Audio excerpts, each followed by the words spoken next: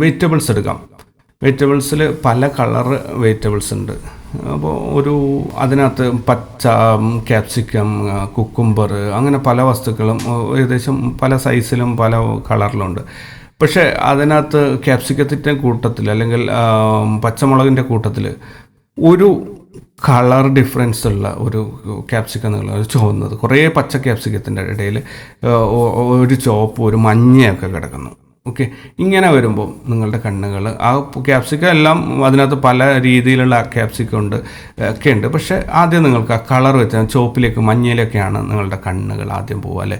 ഇനിയിപ്പോൾ നിങ്ങൾ വേറൊരു രീതി പറയുകയാണെങ്കിൽ, നമ്മൾ ഒരു വെള്ള വസ്ത്രം ഗൾഫിലൊക്കെയുള്ള അറബ്സിൻ്റെ ഇടയിൽ ഒരു ഇന്ത്യക്കാരൻ പോയി നിന്ന് കഴിഞ്ഞാൽ, അതായത് വെള്ള ഡ്രസ്സ് ഇട്ട് നിൽക്കുന്ന അറബികളുടെ ഇടയിൽ നമ്മൾ പാൻറ്റും ഷർട്ടും അല്ലെങ്കിൽ ഒരു കോട്ട് ഇട്ടിട്ട് ഒരാൾ പോയി നിൽക്കുകയാണെങ്കിൽ ആ കളറിൻ്റെ ഡിഫറൻസ് പെട്ടെന്ന് ആൾക്കാർ ശ്രദ്ധിക്കും. ആ കൂട്ടത്തിൽ എത്ര അറബി ഷെയ്ഖ് ഉണ്ടെങ്കിലും ആരുണ്ടെങ്കിലും അതിലേക്ക് ശ്രദ്ധ പോകാതെ ഈ കളർ ഡിഫറൻസിലേക്ക് ആൾക്കാരുടെ ശ്രദ്ധ പോകും. അതുപോലെ പല ഷെയ്ഡ്സിലുള്ള ബ്ലാക്ക് ആൻഡ് വൈറ്റ് ആണെന്ന് കരുതുക, പല ഷെയ്ഡ്സ് ഉണ്ടെങ്കിൽ ഒരെണ്ണത്തിന് ഒരു ഡാർക്ക്നെസ് കൂടുതലുണ്ടെങ്കിൽ, അല്ലെങ്കിൽ ഒരു ഒബ്ജക്റ്റിന് വൈറ്റ് കളർ കൂടുതലുണ്ടെങ്കിൽ, അതായത് ഒരു കോൺട്രാസ്റ്റ് ഡിഫറൻസ് ഉണ്ടെങ്കിൽ നമ്മളുടെ ശ്രദ്ധ അങ്ങോട്ട് പോകും അല്ലേ.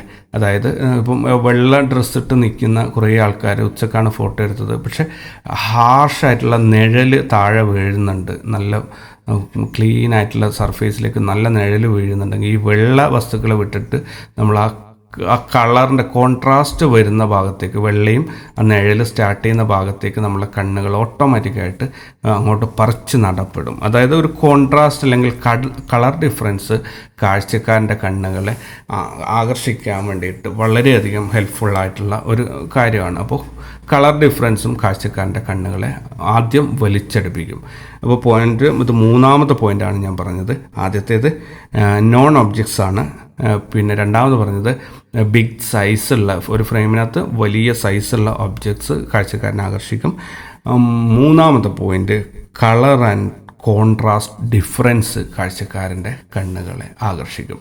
സിമ്പിളായി പറയുകയാണെങ്കിൽ, ഇപ്പോൾ ഒരു മുസ്ലിം വെഡ്ഡിംഗ് ഒക്കെ എടുക്കുകയാണെങ്കിൽ വെള്ള ഡ്രസ്സ് ഇട്ടിട്ടുള്ള കുറേ ആൾക്കാർ, അതിൻ്റെ നടുവിൽ ഒരു കറുത്ത ഡ്രസ്സ് ഇട്ട ഒരാൾ കല്യാണ ചെക്കനാണെന്ന് പ്രതീക്ഷിക്കുക. അപ്പോൾ ശ്രദ്ധ ഉറപ്പായിട്ടും ആ കറുത്ത ഡ്രസ്സ് ഇട്ട ആൾക്കാർ ആ വെള്ളയിൽ നിന്നും കറുപ്പ് ആ കോൺട്രാസ്റ്റ് സെപ്പറേറ്റ് ചെയ്യുന്ന ആ ഭാഗത്തേക്ക് ആൾക്കാരുടെ ശ്രദ്ധ പോകും. ഇത് വെജിറ്റബിൾസിൽ ലാൻഡ്സ്കേപ്പ് ഫോട്ടോ എടുക്കുമ്പോൾ നിങ്ങൾ കംപ്ലീറ്റ് ഗ്രീൻ ഉള്ളതിനകത്ത് എന്തെങ്കിലും ഒരു കളർ ഡിഫറൻസ് ഉണ്ടെങ്കിൽ കാഴ്ചക്കാരൻ അത് എവിടെ ആയിക്കഴിഞ്ഞാൽ, ബാക്ക്ഗ്രൗണ്ടിലും ഫോർഗ്രൗണ്ടിലും എവിടെ ആയിക്കഴിഞ്ഞാലും നിങ്ങളുടെ ശ്രദ്ധ അങ്ങോട്ട് പെട്ടെന്ന്, കാഴ്ചക്കാരൻ്റെ ശ്രദ്ധ ആ ഒരു കളർ ഡിഫറൻസിലേക്ക് പെട്ടെന്ന് അങ്ങ് പോകും. അല്ലെങ്കിൽ കളർ അല്ലെങ്കിൽ കോൺട്രാസ്റ്റ് ഡിഫറൻസ് അല്ലെങ്കിൽ കളർ ഡിഫറൻസ്, ഇതിലേക്ക് ആൾക്കാരുടെ ശ്രദ്ധ അങ്ങോട്ട് പോകും. ഓക്കെ, അപ്പോൾ പോയിന്റ് നമ്പർ 3 ആണ് ഇപ്പോൾ ഞാൻ പറഞ്ഞത്, colour and contrast difference. Okay.